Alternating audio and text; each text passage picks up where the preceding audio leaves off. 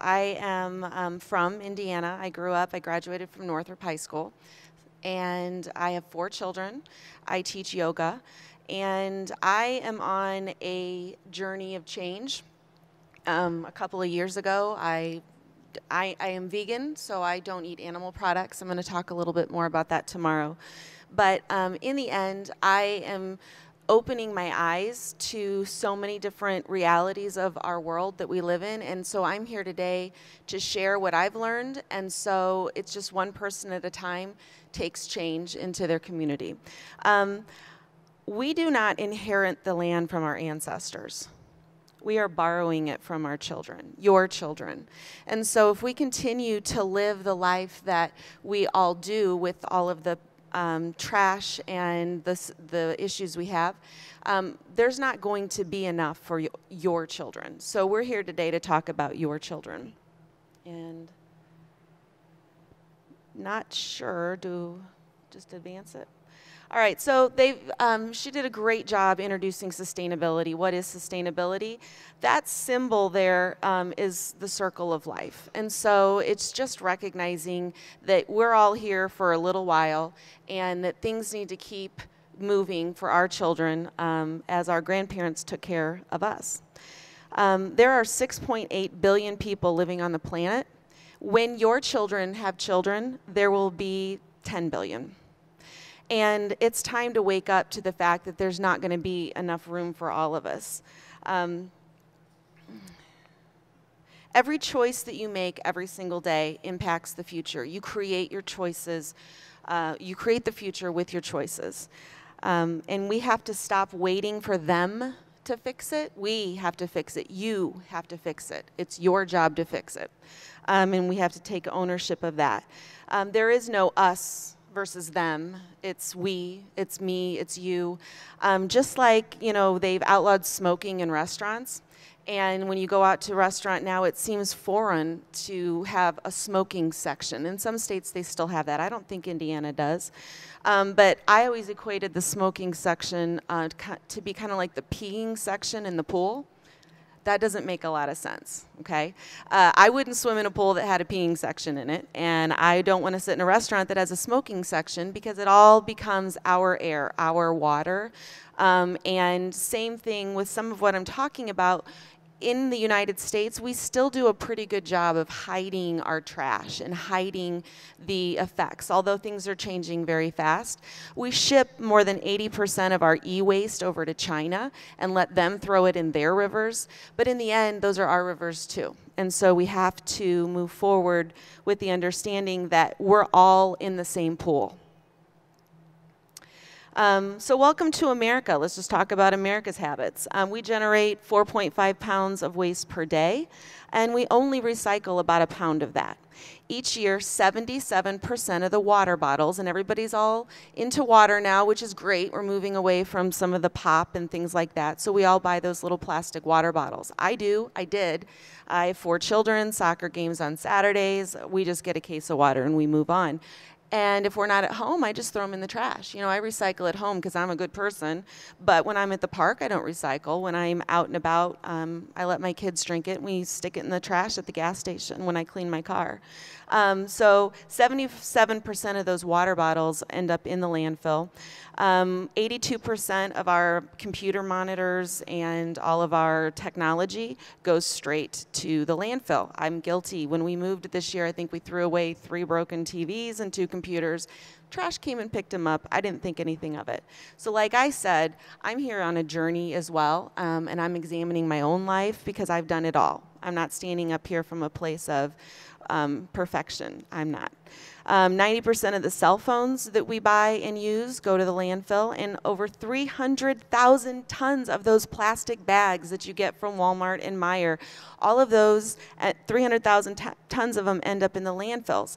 And you can say, well, let's recycle those bags. We just shouldn't be using them because with this, some things are great to recycle. Aluminum cans, 95% of the energy, they can be recycled over and over and over. And it's very cost effective to do that. But recycling 1 ton of plastic bags costs $4,000. and the recycled product is worth $32. So what business is going to do that? It's just not worth the money. It's not making any money. So in the end, recycling your plastic bags is a good thing to do. Not using them is the right thing to do. And you'll see me at the store. I sometimes forget my recycled bags, and I get a plastic bag too. Again, just becoming aware that that's not the right answer. We need to use less. Also, recycling, reuse, and composting, hopefully in your future, will be the majority of jobs. We need to move away from the way we support our society and create sustainable jobs that also create a sustainable future. Oops, wrong way. All right, so what can you do? What can you do? Let's go over that. Conserving water. In Indiana, we don't really have a water problem. Like you said, water comes out of the faucet every time we turn it on. We have pretty lakes to swim in, but there are parts of the country that don't have enough water, and that's becoming a huge problem. So why should you get out of the shower after 5 minutes? What does that mean for you? First of all, you save money with your sewer bills and water bills. But when you put too much water through a system, we're building more water treatment facilities. We have to build more reservoirs, which disrupt the ecosystems that we have. And then also we get a lot of water runoff. In Indiana, we probably have too much water sometimes. And so all of that water has to be treated with chemicals that end up back in the system. So it's very important to conserve water and find ways to do that. Okay. In your home, you might just look, leaky faucets and running toilets can waste up to 10,000 gallons a year. So it's not even necessary that you have to get out of the shower every day at exactly five minutes, but it's important to understand that when you're wasting water, you are hurting the environment. The next thing you can do is conserve fuel. I found that little funny thing with the bicycle. This one runs on fat and saves you money, and this one runs on money and makes you fat. So just consider driving less. You know, I know as we grow up, everybody wants to be in the car and do so many things, but I do try to make a list, like before I go to the grocery store or before I run to Target. I make sure that I don't just go every time I'm out of hairspray. You know, I make sure I have a list, and then I try to conserve my trips, not just because it's expensive to buy gas, but because it's better for the environment. All right, what else can you do? Recycle, as we talked about that, and I'm going to talk about that a little more specifically in the next slide, but we need to be recycling. Also, composting. Does anybody know what composting is? Okay. We need to be composting. You can start a compost pile at your house, and I would love to see you as students create some compost programs. Perhaps create a small business where you build compost boxes and sell them to your friends and neighbors. Maybe you can do that as a club or as a school. But composting is very important because, first of all, it makes really healthy soil, and it's a marketable commodity. So that dirt is very saleable, and it's better to use compost than it is the fertilizers and the pesticides and all that that we treat our soil with now. So consider composting, look into it, perhaps do a project on it, and experiment with it. What else can you do to save the earth? Upgrade your light bulbs. Compact fluorescent bulbs use about 2/3 less energy and last 10 times as long as standard. So just buy different light bulbs. Make sure the air filters are clean in your car. Program your thermostats when you're not home. Why are you keeping the air set on 70? You know, when you're not home, go ahead and let that air turn off and then cool down right when you get home. We have very smart devices in our house that would allow a lot of conservation without any effort on our part. Do an energy audit of your home. Look at your bills. Look at what's being plugged in and left on all night. I mean, I honestly don't even know, you know, when I push my computer screen and it goes on save, it's still not turned off. I don't ever turn anything off anymore. Maybe we should be turning things off. The things that you can do to save the earth are become aware, do your homework, get involved in clubs, start a community awareness, start a compost pile, start a recycling program in the park. I mean, like I said, I recycle at home, but we don't recycle when we are out and about. What about local restaurants, things like that? Think about where you can get involved and create some initiative. Also, you're all looking at college. pick a career where you can be a scientist to study how to keep the water clean, or you can be a teacher and tell people the importance of recycling, or you can begin a recycled program. There's so many things you can do. Build bikes and make bikes. Try to consider, as you choose what you're going to be as you move into a career, that you're going to choose something that helps the earth and not hurts the earth. And then just to let's talk a little bit about the recycling. I didn't even know, as I did my homework for this, exactly how much more I could be recycling. You know, I put my cans out there, and I put my milk jug out there, and I'm a good person. But there's so much more we can recycle. All that junk mail that comes in. The city of Fort Wayne right now contracts our recycling to National Serval, which is owned by a national company called Republic. And we, having moved to another state for a while, we have an amazing recycling program. They take plastics 1 through 7. It used to just be plastics 1 and 2. It's 1 through 7, and they will take the lids. I always throw those lids away. Who knew? Like my water bottle lid, or the lid on my can, or the lid on my milk jug. They take those, stick them in there. Styrofoam, glass, anything that we have, the canned goods, things like that, they take all of that. Paper, cardboard, newspaper magazines, paper book backs. Last day of school, what do you do with all your papers and notebooks? Throw them in the trash. Take the spirals out of your notebook and recycle them. Every time you get junk mail, they take the catalogs. Even better, call the company and tell them to stop sending you all those catalogs. I get so many catalogs. Drives me insane, and I keep trying to unsubscribe, and they keep sending them. But they can at least be recycled. So at least I'm going to do that until I can figure out who to talk to, get a live person on the phone to tell them to stop sending them. But as people, as kids, you guys probably have a lot of paper, notebooks and things like that. Recycle them. And then paper milk jugs, paper juice boxes, ice cream boxes, all of those can be recycled. So can your egg cartons. The harder issues to recycle that I've put the references up here are our computers and our televisions. Don't send those to the trash. And National Serval doesn't take them. So I've included, there's so much stuff online, you don't need to write that down, but organize an amnesty day in your community and spread the word to not throw away your cell phones, not throw away your when you change your oil, or all the batteries. You know, we put batteries in everything, our watches, our cell phones. Those have toxic metals in them. They have mercury and cadmium and all these things that create health problems in our society. They need to be recycled. But they have to be recycled with a little bit of forethought. You can't just stick them on the curb. So do your homework and collect your hazardous materials and dispose of them properly. That's part of making the future better for your kids. And then one more thing I want to touch on, and that's the way we eat.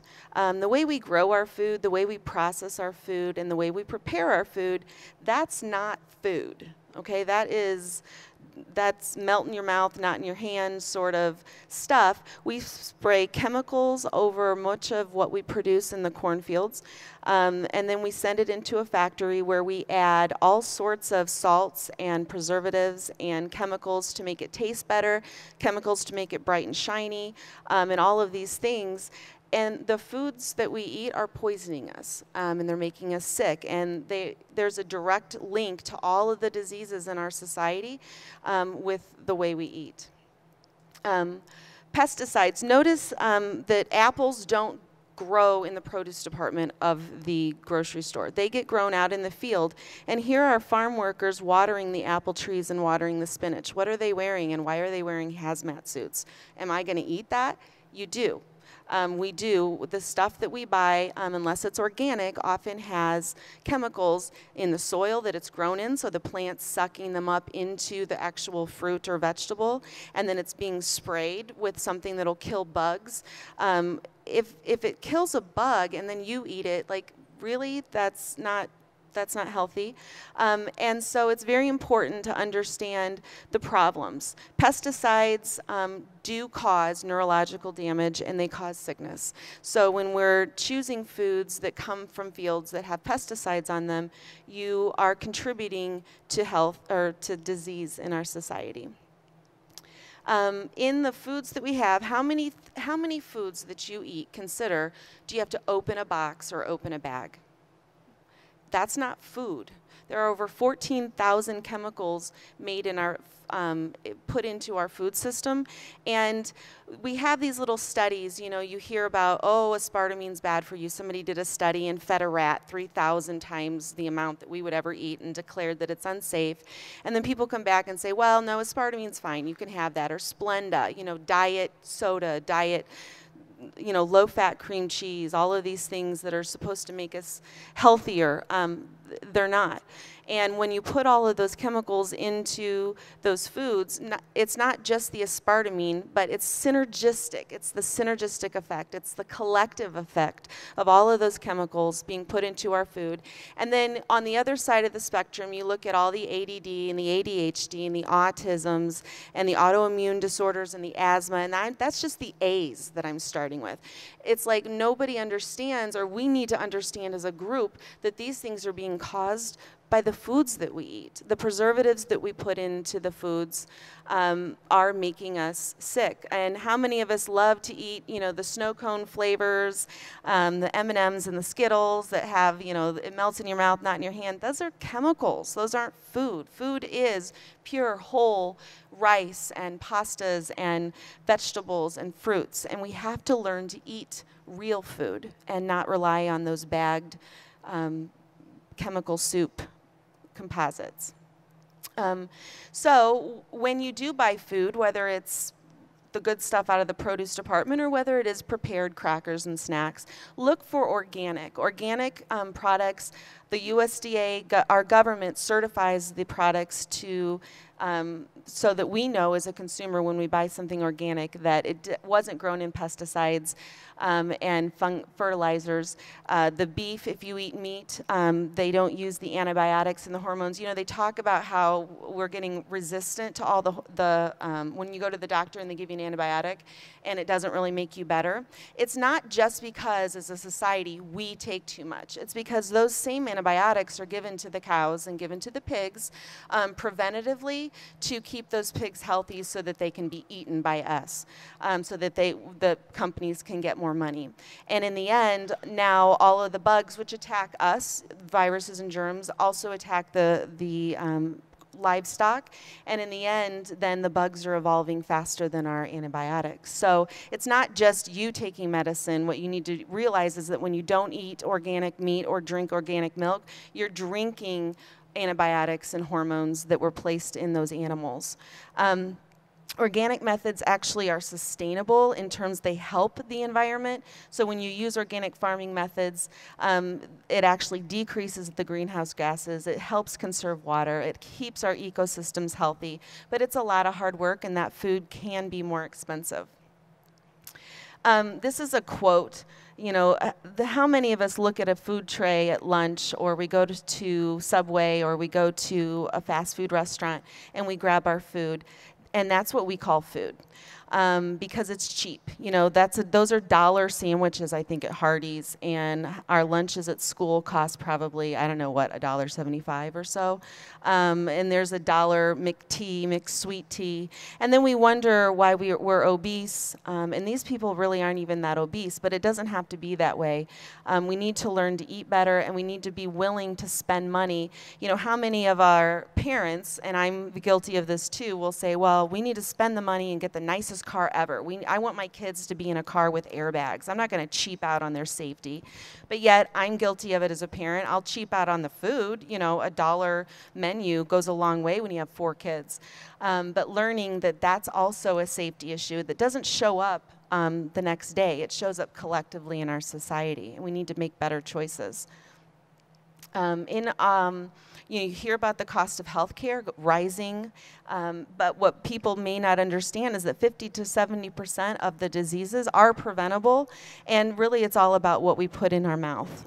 So eating healthier will create a longer life and a more enjoyable life. And that's important. Also, in the end, you determine your future. And that's, if I leave with anything today, I want to empower you. Every choice that you make creates the future. So we have our governments, and we have our local communities, and we've got our nonprofit individuals, and we've got corporations out to make money and tell us, you know, that what they're selling is what's good for us. But in the end, all of those revolve around money, not your health, and not your future, and not your children's future. So it's very important to own your part in the world, and that's really good news, because you don't have to sit back and wait. You can make changes today, and you don't have to be 35 to get started. I was 35 when I kind of woke up to some of these truths, and you can do that now. Every choice you make matters. So you need to consider your diet. Sorry. Consider your diet, consider the way you're living and the sustainable practices. You know, are you throwing trash away? Are you buying products that you don't need to buy? And who benefits from you being healthy, and who benefits from you being sick? The hospitals and the drug companies love sick people. They don't want to get people to get better, because that's how they're making money. You can heal yourself, and you can maintain a healthy future with your choices. And you're the only one that really cares. It's your responsibility to stay healthy, active, and happy. It's your responsibility to choose what you eat. You know, we talk about the environment's toxic and it's not good for us, but we eat the environment 3 times a day. You can choose not to partake in the pesticides, and you can choose to not partake and support non-organic farming. You can do that. So in the end, will you be a part of the change and part of the solution, or are you part of the problem? It's one or the other. So I challenge you to make some awareness in your life. Look around you, look up. It's not all about the party on Friday night, although those are fun and those are important, but maybe carpool on the way there. Maybe get started with recycling at your home and at the school. See what you can do to make a difference. Be part of the solution. Be part of the future. Thank you.